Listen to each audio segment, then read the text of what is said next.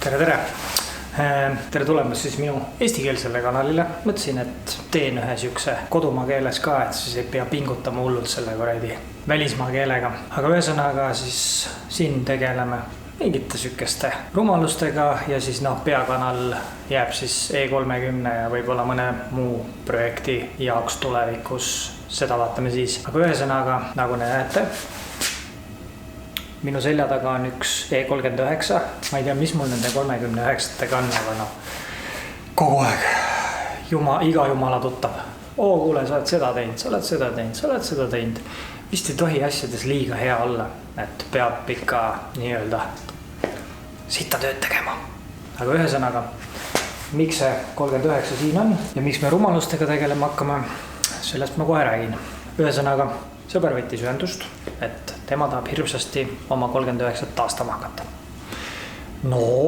Selles mõttes, et ega mina nagu kellegi rahakotti ei vaata ja ega ma ka ei plaani nagu kedagi selle pärast maha teha, et inimene tahab mingisuguseid autosid taastada, kes taastab Mosset, kes taastab Sapikat, kes taastab kuradi 39, tegelikult suht pohhu ei nii, mida inimene teeb, peaselt on nagu huvitav. Ja siis pöördus minu poole palvega, et vaataks esimese hooga üle, et kas üldse kannatab midagi teha. Et, ütleme, need kereplekid, igast uksed, tiivad, see siuke pudi-padi on nagu savi, aga pigem siis just nagu siuke kerepoolne osa, et mingid poolraamid ja altkarbid ja nii edasi, et kui ja põhi ja et kui see on nagu siuke enam-vähem okei, siis mõtleme edasi. Eks täna ongi, ma teen kiire tiiru ümber auto, näitan siit-sealt, kus mis kes on ja kui hea, kui paha. Tõstame ta korra ülesse, vaatame, mis seal põhjal toimub, et kui palju seal visuaalselt nagu siukest roostelaadset toodet on. Kui ma jõuan, plaan on ka sisu välja kiskuda ja vaadata, mis seespoolt põhi teeb. Et põhi siuksed pidepunktid hetkel, millest me alustame, mõtleme ja otsustame edasi, mis teeme, mis saab, kas annan talle Betooni tänava nurga peal oleva telefoninumbri, kus saab kuusekioskisse kilukarbi toorainet viia või äkki saame ka kunagi uue värvi peale ja keretöödesse. Aga ühesõnaga praegu siis on nii, et tõstame üles, vaatame alt, vaatame pealt, vaatame seest, vaatame väljast ja mõtleme edasi. Nii. Hakkame siit tähtsastad. Pisusa. Tavaline BMW, mootor lekib, aga mina seda ei puutu ilmselt. Nii, mind huvitab pigem see kere osa siit.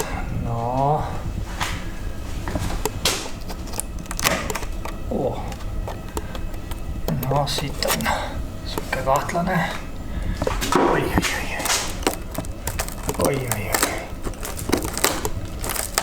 Siit on asi kusjonks.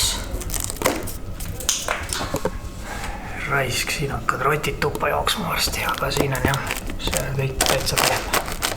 Oi.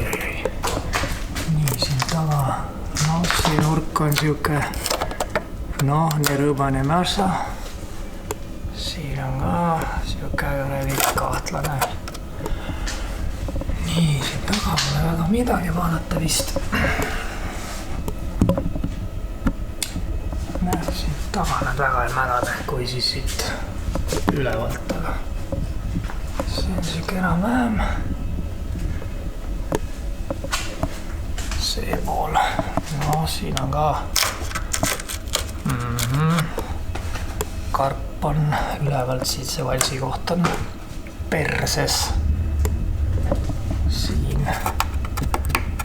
Siin on pindmine, aga mis siit alt tuleb, ei tea. Siin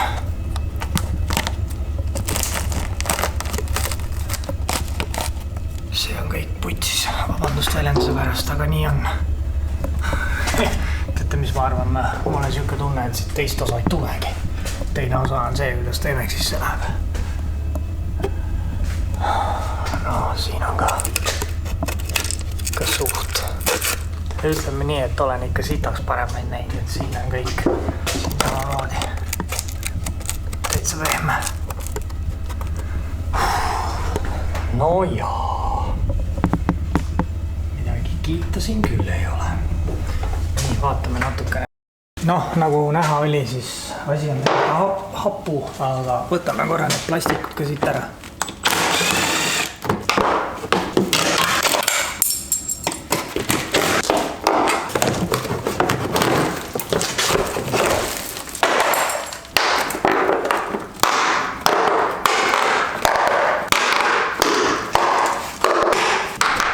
Siit on seegi siuke täitsa nitševo. Kuni siia on. Siit on isegi kõrdi akukaabel näha. Niimoodi siit on täitsa ok. Siit ka tugev. Väga midagi näha ei ole. Noh, kisun teise poolega laiali, vaatame, mis sealt tuleb. Vasakpoolne plastik ka maas. Nii, mis asi on? No, siin esimene on ka siuke.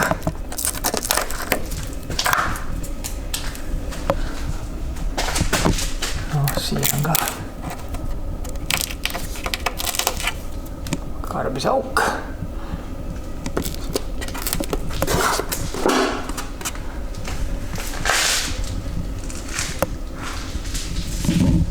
Ma ei tea. No ja tagumiskarp on ka ikka.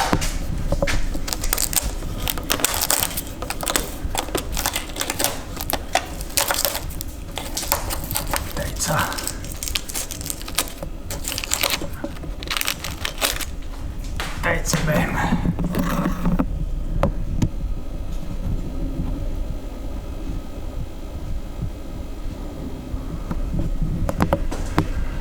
Ja siin on jah suht hapuse seis. Siin on karbi ots. Samamoodi. Noh, ukse alumistest täiesti me ei räägi üldse. Need on ikka täitsa kuredi.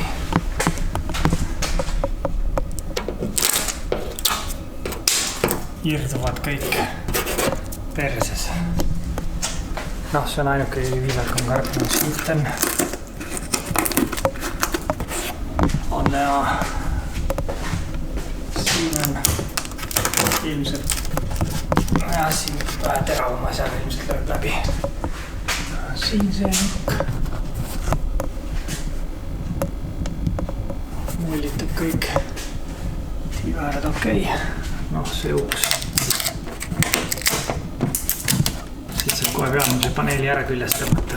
Ikka täitsa. Julm. Noh, siin. Nuipoolne karbi ots. Noh, jah. Siin ka võib-olla midagi päästab, aga ma ei usu.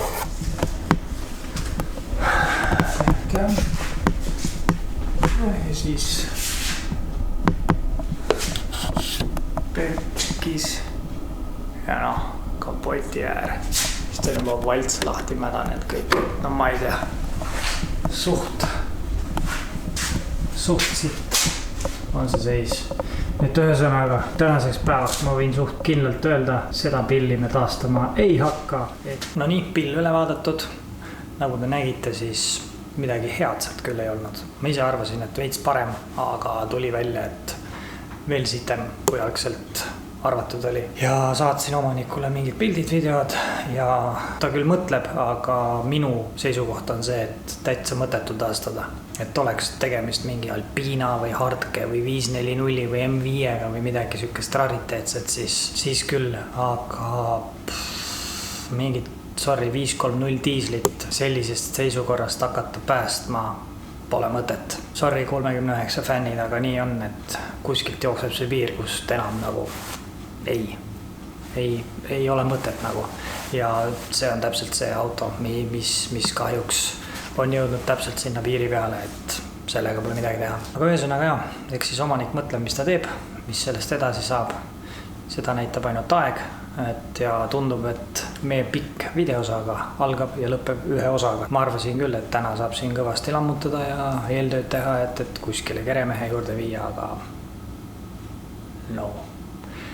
Seekord jääb see niimoodi, et saatuse otsustab siis omanik ise siin lähipäevil ja vaatame, mis päev toob.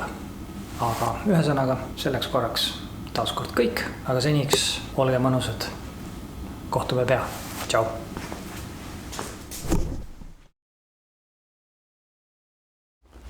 Vaata, kus siin on münti reesi. Kurat, siin rikkaks saada niimoodi.